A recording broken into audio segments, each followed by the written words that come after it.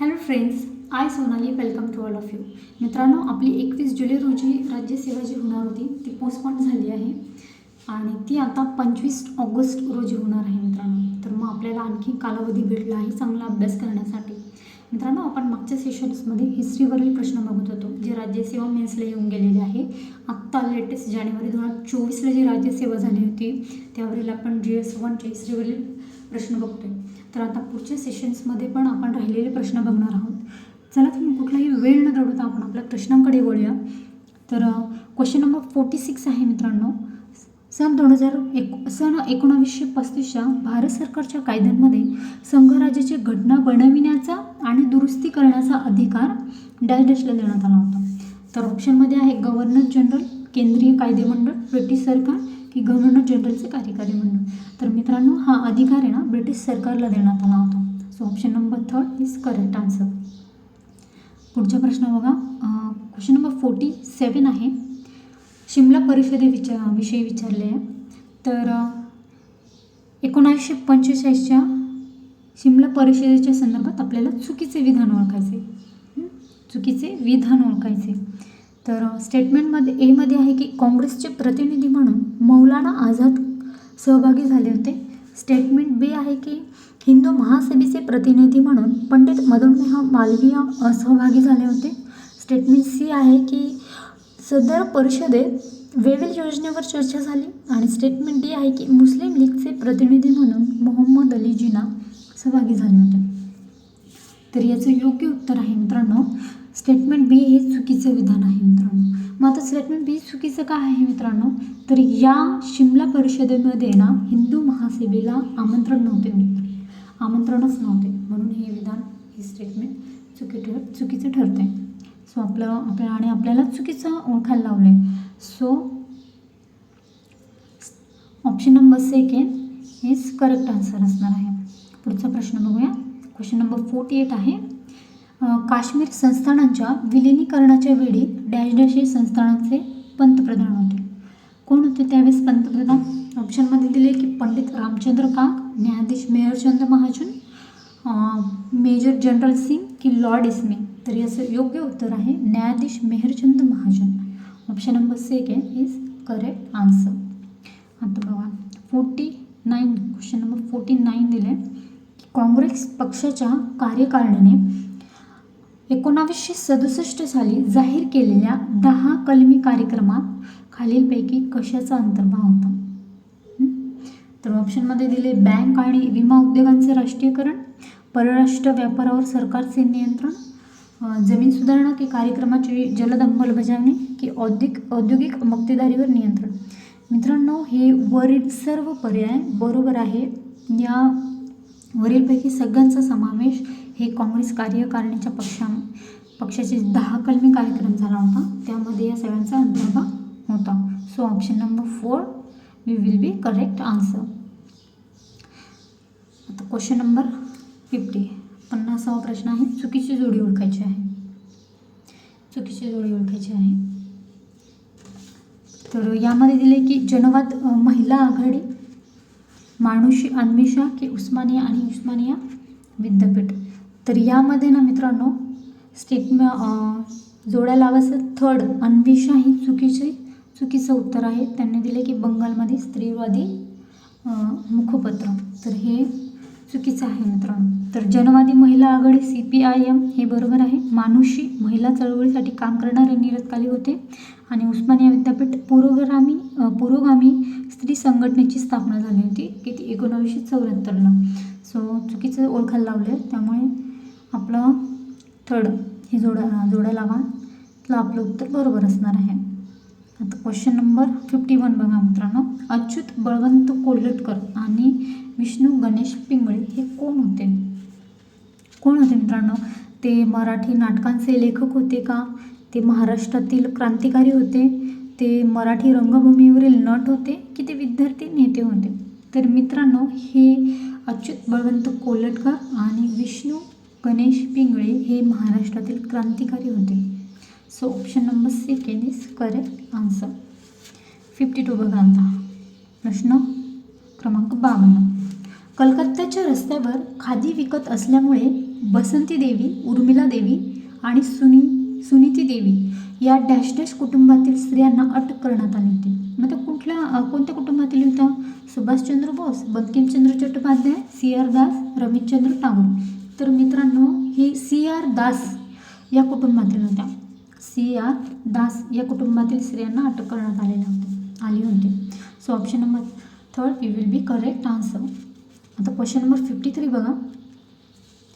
Question number 53 आहे की 1936च्या अखिल भारतीय किसान सभेच्या फैजपूर येथील दुसऱ्या अधिवेशनाचे अध्यक्ष कोण होते? दुसरं अधिवेशन विचारले मित्रांनो. हा खूप महत्त्वाचा प्रश्न आहे. आपल्याला किसान सभेवर प्रीमध्ये क्वेश्चन्स येऊन गेलेले आहे मित्रांनो फैजपूर अधिवेशनावर, आणि त्या दृष्टीने पण हा महत्त्वाचा क्वेश्चन आहे. तर दुसऱ्या अधिवेशनाचे अध्यक्ष विचारले तर कोण होतं? दुसऱ्या अधिवेशनाचे अध्यक्ष ऑप्शनमध्ये दिले की V.R. शिंदे, केशवराव जेथे, N.G. रंगा की दिनकर जवळकर. याचं योग्य उत्तर आहे मित्रांनो N.G. रंगा. N.G. रंगा हे दुसऱ्या अधिवेशनाचे अध्यक्ष होते.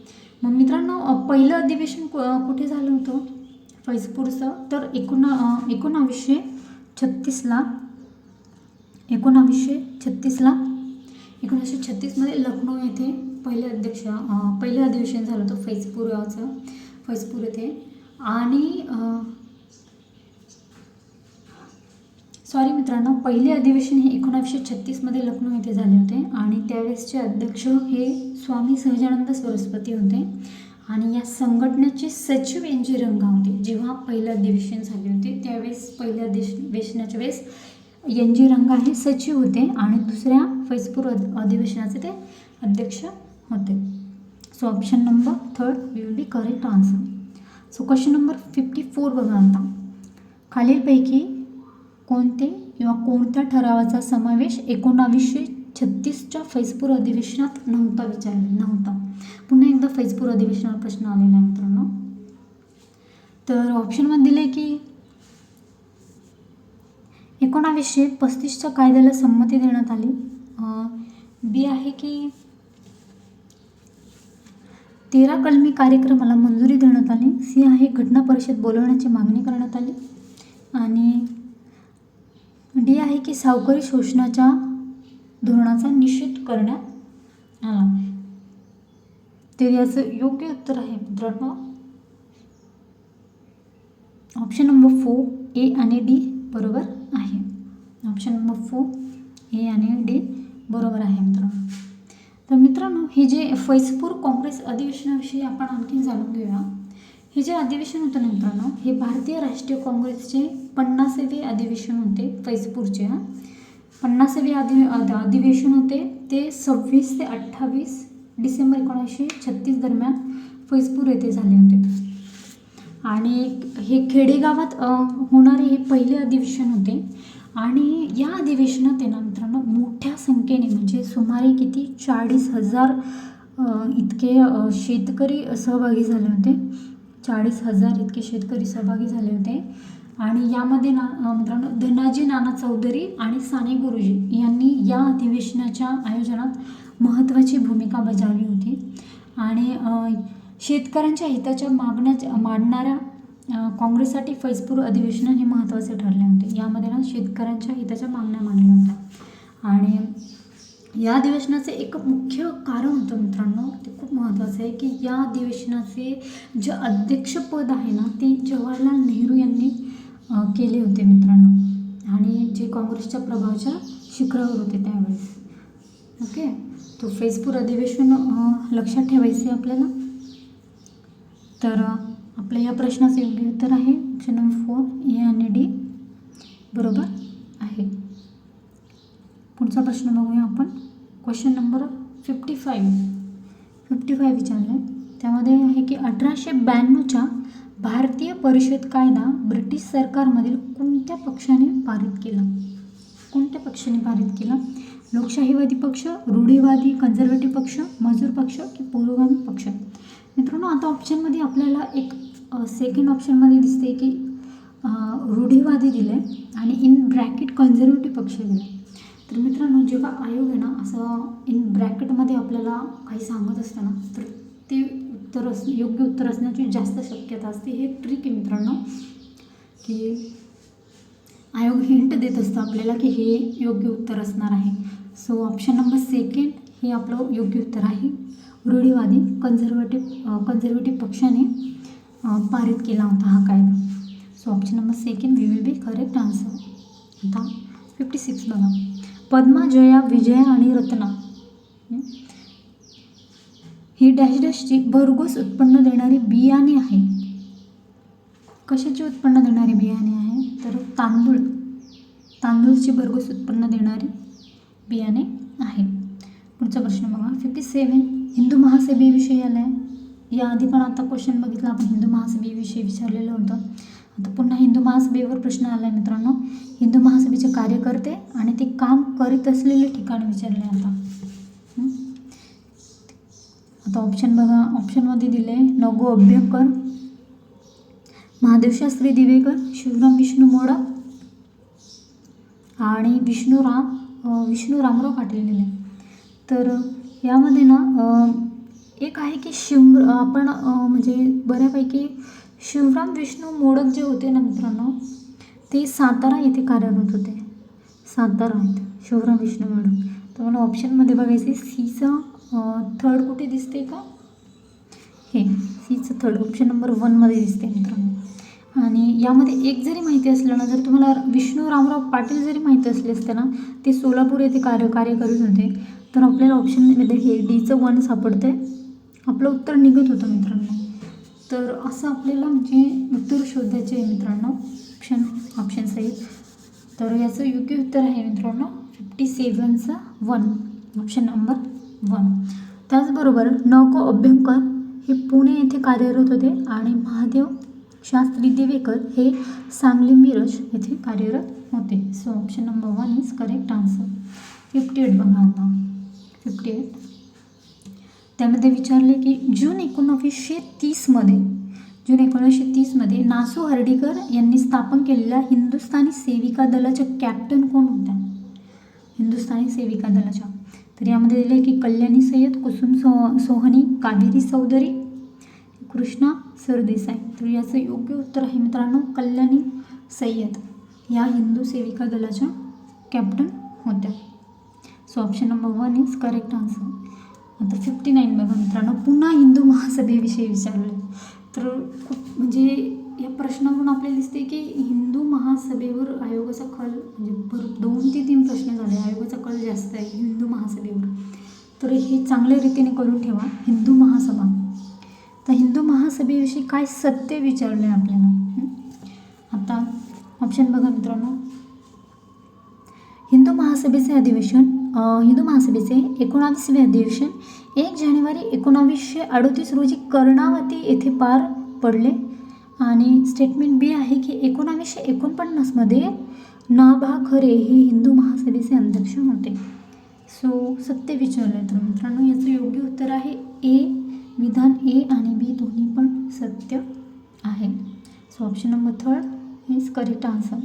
आता क्वेश्चन नंबर 60 बघा आता की कोणत्या कायद्याने हाय कमिशनरवर देखरेख ठेवण्याचे काम गव्हर्नर जनरलकडे देण्यात आले होते? कोणत्याने कायद्याने देण्यात आले होते? आता यामध्ये दिले की ऑप्शनमध्ये की 1861च्या इंडियन कौन्सिल ॲक्ट, सेकंड आहे 1935चा भारत सरकारचा कायदा, मॉर्लेमेंटो सुधारणा कायदा की मॉन्टेग्यू चेम्सफोर्ड सुधारणा कायदा. तर हे मॉर्लेमेंटो सुधारणा कायदा आणि मॉन्टेग्यू चेम्सफोर्ड तर असणार नाही आहे मित्रांनो. हाय कमिशनरवर देखरेख ठेवण्याचे काम. तर याचं योग्य उत्तर आहे मित्रांनो 1935चा जो भारत सरकारचा कायदा होता ना, या कायद्याने हाय कमिशनरवर देखरेख ठेवण्याचे काम हे गव्हर्नर जनरलकडे देण्यात आले होते. मग ऑप्शन 1 पण चुकीचं असणार आहे. So option number 2 is correct answer. आता यामध्ये पुढील जिओग्राफीवर प्रश्न सुरू होत आहे मित्रांनो 61पासून. तर इथे आपल्याला हिस्ट्री या विषयावर मेन्सचे आपले प्रश्न संपले मित्रांनो या सेशनमध्ये. पुन्हा भेटूया आपण नवीन विषयांसहित पुढच्या सेशन्समध्ये भेटूया मित्रांनो. तोपर्यंत अभ्यास करा, काळजी घ्या. Bye bye. धन्यवाद.